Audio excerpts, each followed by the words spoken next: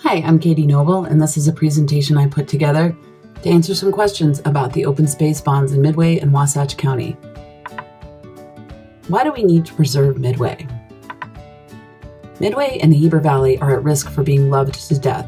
You've probably seen all of the development that's happening around town. We all need places to live, but it's also important to plan our growth. Midway is one of the few Alpine Valley towns left in Utah that still has a beautiful rural feel and tradition. It was built on hard work, strong families, and community. Today, it is threatened by a stampede of developers anxious to turn Midway and the Heber Valley into a completely different place. There's nothing wrong with development, but many of the developers don't come from the Heber Valley, and they don't really care about it.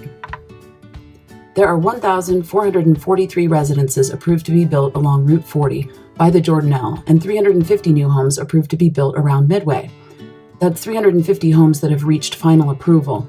There are 1,115 homes that are somewhere in the approval process in Midway, and only 350 of those have been reached final approval. This doesn't include all of the new approved subdivisions in Heber. Why do we need open space? Open space controls traffic, it contributes to good air quality, it controls property tax increases, it gives residents a sense of calmness and well-being, it provides outdoor opportunities, it promotes food security, and it teaches the next generation about farming and gardening. Why should we use bond money? We can legislate to protect open space, but legislation changes. The bond is one of our last chances to preserve the rural character of the valley floor, which is what makes Midway so special. The bond dollar gets stretched beyond $5 million through matching grants and donations, so it's more powerful than just individuals buying land. Cities use bond funds to purchase conservation easements, which legally require that the land stay undeveloped. Bond funds are more effective than legislation because conservation easements offer permanent protection. Can't we preserve the land without a bond? Land use codes can be effective tools to preserve open space. For example, in Midway, the Rural Preservation Subdivision is a good tool for preservation. Land use codes change, so they don't always offer permanent protection.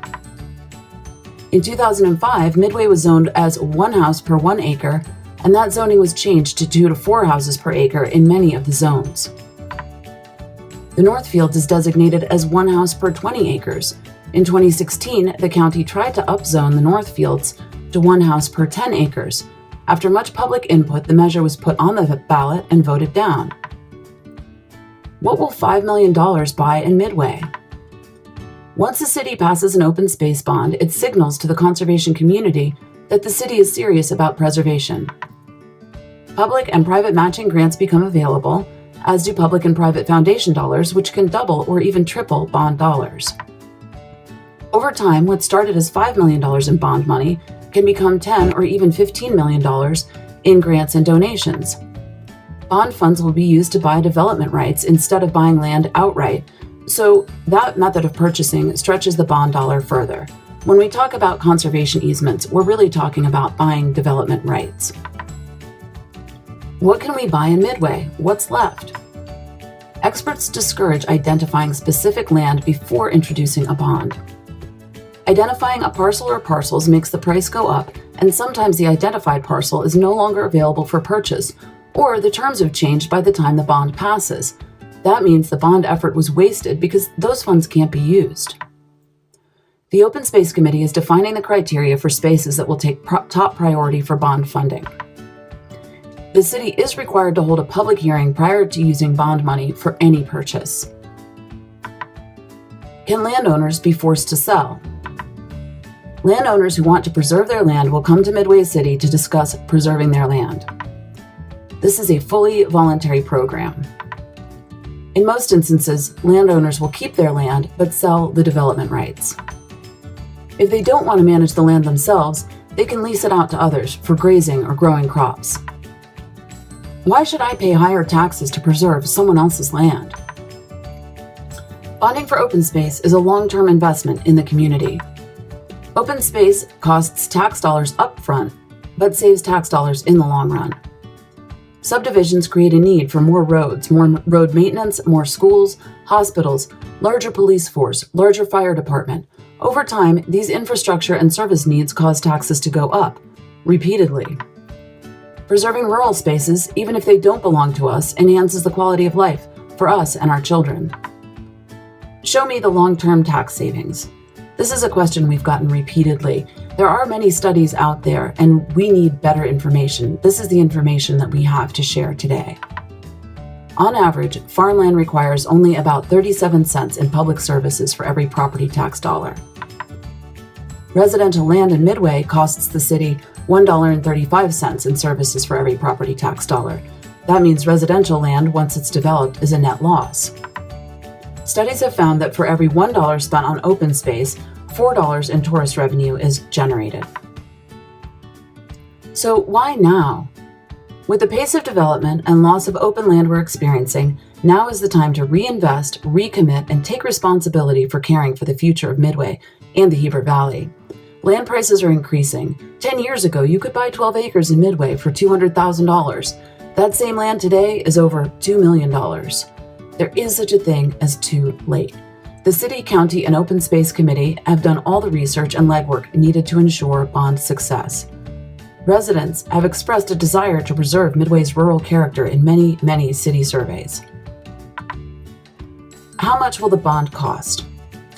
If you live in Midway City and you're a primary resident, the bond will cost $27.16 per year per $100,000 of assessed property value. So if you look at your tax bill and you see that your home is assessed at $500,000, you'll be paying $135.80 a year for the Midway bond. If you own commercial property, that number will go up, and if you're a second homeowner, that number will go up. These numbers reflect the primary residence exemption. So what about the Wasatch County bond? The Wasatch County bond will be used to preserve land in the county. If the Wasatch County bond doesn't pass, Midway gets nothing. If the Wasatch County bond does pass, Midway can either preserve more space or use less of its own bond funds to preserve open space. So how much is the Wasatch County bond?